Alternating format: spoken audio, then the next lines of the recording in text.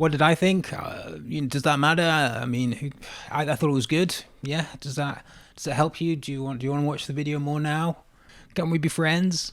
I don't think it was as good as the first season.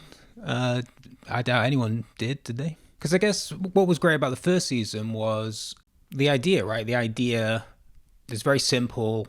Setup. You've got these games.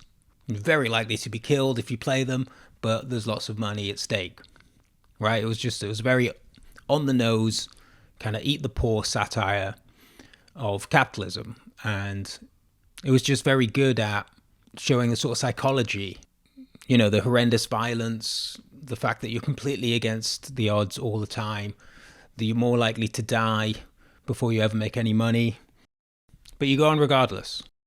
It's basically like having a YouTube channel. Anyway, the problem with the second season is that it doesn't really expand on this. Kind of like the way in the Matrix sequels didn't really expand on what made the first one good. Because the first Matrix, it's not really about living in a computer simulation in a post-apocalyptic future. That's not really the point of it. The first Matrix film is about that feeling that you have that the world that you inhabit and everyone in it and everything around you is unreal. It's like sort of constructed. It's fake. It masks reality.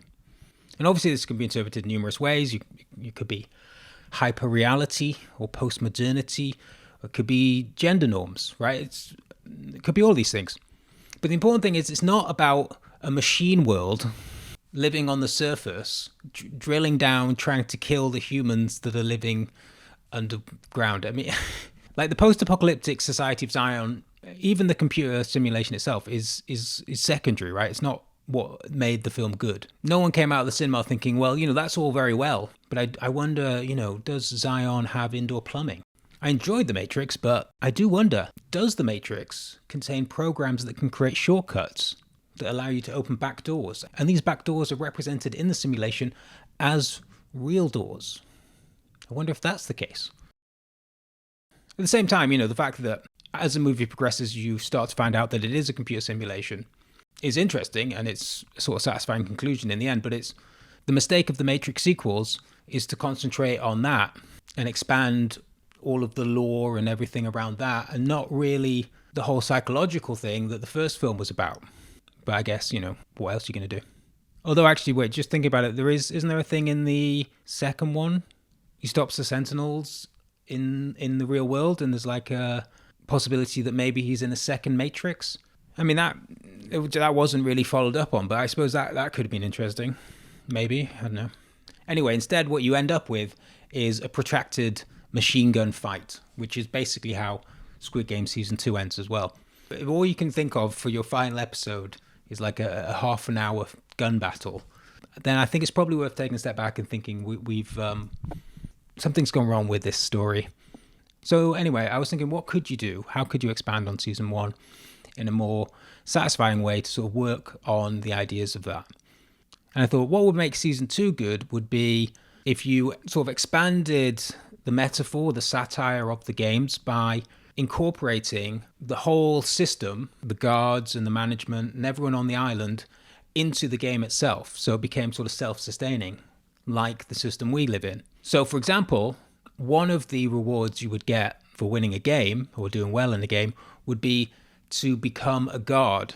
And therefore, one of the penalties for failure at guard duty would be to get demoted to the position of a contestant. So people would be motivated by their role in society, by the hierarchy.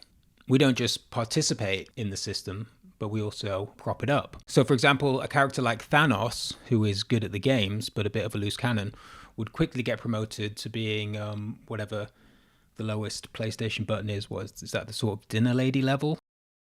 Meanwhile, Bunny Girl / Sniper Lady would get cast down from the triangle level, and the role of number one, the front guy, the front man, that would be decided by the squares. Are they the top? By the square people? Like they decide between themselves who was going to be the front man by doing, I don't know, some sort of mini game, like Blind Man's Bluff or something. And so in this way, everybody would sort of be clambering for positions all the time and getting promoted and demoted. And it would sort of show that even if you want to change things, it's very difficult, because by wanting to change or attempting to change the system, you're obviously going to stop yourself from progressing in that system. And so you have that kind of tension between wanting to get on and be successful within the system and wanting to change it. You could also bring in the sort of corruption element, the fact that things like harvesting the dead bodies, that's sort of permitted under one regime because they're in on it, but then someone else becomes a front man and they shut that down. And so sort of corruption is there all the time in various ways, but it's constantly shifting and evolving, and it depends on who it benefits as to whether it succeeds or allowed to continue. And anyway, the obvious then arc for the main character would be that at the beginning of the season, he's a contestant again, and then by the end of the season, he becomes number one. But obviously through doing that, through the process of becoming number one, becoming the front man, he becomes increasingly detached from his friends. He becomes increasingly, he has to do increasingly brutal and violent things, and he starts to imitate the other powerful people around him. And in the end, it's like Animal Farm. He sort of just becomes the thing that he's overthrown. And therefore, it will show that we don't need a completely separate authority enforcing, because I think the issue with Squid Game as it stands is that the management, the guards, are a completely separate system to the contestants, which is not the case in reality. In reality, we don't need a completely separate system enforcing the system on us. We replicate it. We defend the system ourselves all the time. I was also thinking, could you even fathom a show as good as Squid Game being produced in the UK? I mean, it would just be awful, wouldn't it? Firstly, it's so expensive, I guess. Is that the reason? I don't know. Or people are just so cheap in the UK that it would look like shit. It would look like Doctor Who. Just this horrible, everything looks like it's about to fall over. I was trying to think, what would the games be? Tiddlywinks? Conkers? Stuck in the Mud? Merlin's Premier League sticker collection? I guess you could do British Bulldog, but with a real dog, with an American XL Bully, which, okay, despite the name, I think has become an important part of British culture.